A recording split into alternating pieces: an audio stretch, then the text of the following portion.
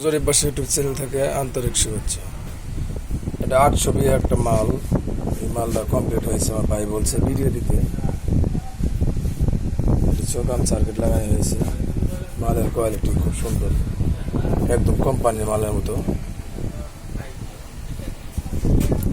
যদি কোনো ভাই লাগে স্ক্রিনে দেওয়া নাম্বারে যোগাযোগ করে নিতে পারবেন।